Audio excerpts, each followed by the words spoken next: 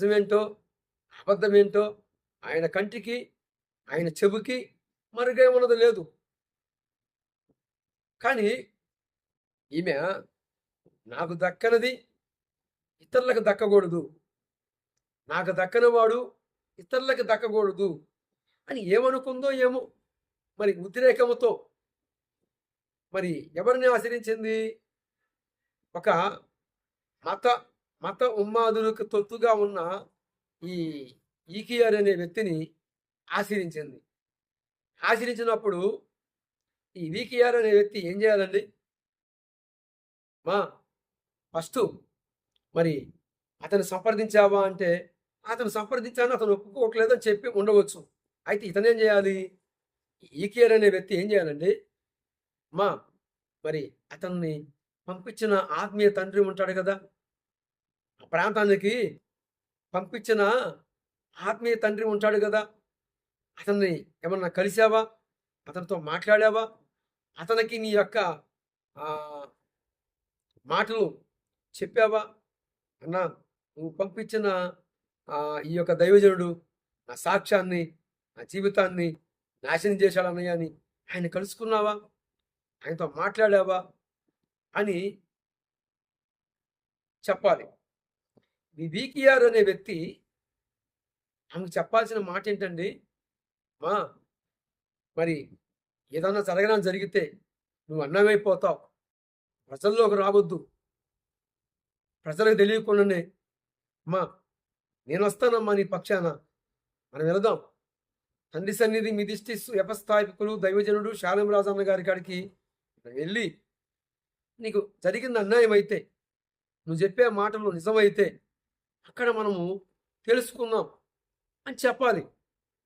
ఈ దుర్మార్గుడికి ఎలాంటి ఐడియాలజీ ఎలాగొస్తుందండి? ఇతను వృత్తి ఏంటి? స్త్రీలని రోడ్డు పాలు చేయటమే కదా ఈ వీకిఆర్ పని. ఈ విజయ్ కుమార్ పని స్త్రీలని రోడ్డు పాలు చేయటమే కదా. ఇది ఎరగని ఈ మహిమ కుమారి వీకిఆర్ దగ్గరికి వెళ్ళి ఈకిఆర్ని ఆశ్రయించింది. నేను ఫస్ట్ చెప్పిన మాటలన్నీ కూడా వీకిఆర్ చెప్తే బాగుండేదిగా, అవును కదా. ఒక వ్యక్తి ఉద్రేకంతో వెళ్ళింది, ఉద్రేకంతో వెళ్ళిన అమ్మాయికి ఏం చెప్పాలి? నువ్వు ఆడబిడ్డవి, మరి ఏదన్నా జరగడం జరిగితే నువ్వు రోడ్డు పాలు అవుతావు, నీ జీవితమే క్లోజ్ అయిపోతుంది. అలా కాదమ్మా, నేను ఒక ఆలోచన చెప్తాను, నేను వస్తాను నీ పక్షమున, అక్కడికి వెళదాం. ఆయన కూడా మరి జరిగిన సంఘటనలంతా కూడా న్యాయము, నీకు జరిగింది అన్యాయం అయితే ఆయన కూడా న్యాయం చెప్పకపోతే అప్పుడు మనము రోడ్డు ఎక్కుదాము అని ప్రజల్లో తీసుకెళ్దాము అని అప్పుడు చెప్పాలి. కానీ నేను చెప్పిన మాటలన్నీ కూడా ఆ అమ్మాయికి చెప్పకపోగా గొర్రె కషాయవాణి నమ్మిద్ది అంటారుగా. గొర్రె ఎవరు నమ్ముతుంది? కషాయవాణి నమ్ముతుందిగా, అవును కదండి. అలాగనే ఈ మహిమ కుమారి ఈ కషాయవాణ్ణి, ఈ విజయ్ కుమారుని నమ్మింది. ఏమండి, ఫస్ట్ ఈ మహిమ కుమారుని స్త్రీని రోడ్డు పాలు చేసింది ఎవరండి? విజయ్ కుమార్ కాదా? ఈ మహిమ కుమారిని రోడ్డు పాలు చేసిన వ్యక్తి ఎవరు? విజయ్ కుమార్ కాదా?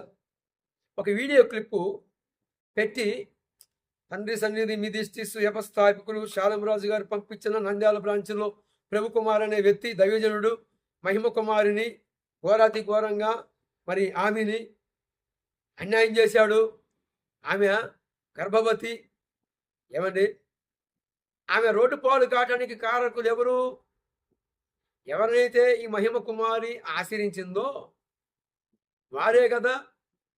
విజయ్ కుమారు కాదా? వీకిఆర్ కాదా? ఈ మహిమ కుమారిని రోడ్డు పాలు చేసింది ఎవరండి? ఈ వీకిఆర్ కాదా? జ్ఞానులు విఘ్నులు ఆలోచించాలి. ఈమె ఎవరిని ఆశ్రయించింది? గొర్రె కషాయవాణి నమ్మినట్లుగా వీకిఆర్ని ఆశ్రయించింది. ఈమె ఎవరి దగ్గర రావాలి? తండ్రి సన్నిధి మిదిష్టిస్ వ్యవస్థాపకులు దైవజనుడు షాజామన్న దగ్గరకు వస్తే ఎంతో బాగుండేది. వాస్తవేంటో నిజమేంటో అన్నీ ఆయన చూసి, ఒకవేళ ఈ మహిమ కుమారి అన్యాయమే జరిగితే, దగా పడితే, ఎవరి మీదటి ఫిర్యాదు చేసిందో ఆ ఫిర్యాదు చేయబడిన వ్యక్తిని పిలిపించి అన్న సమక్షంలోనే అన్న న్యాయం తీర్చడా? ఏమండి, ఈ మహిమ కుమారి చెప్పే మాటలన్నీ కూడా అబద్ధాలు గనుక సత్య సంబంధుల గాడికి రాలేకపోయింది అని చెప్పాలి. ఇది మీకు నేను చెబుతున్న మాటలు, అంటే మహిమ కుమారిలో హృదయంలో ఉన్న మాటలు నా కొద్దిగా గొప్ప ఒక సిగ్నల్ ఉంటుంది. దేవుని యొక్క దేవుని సేవకునికి సత్య సంబంధులుగా ఉన్న వ్యక్తులు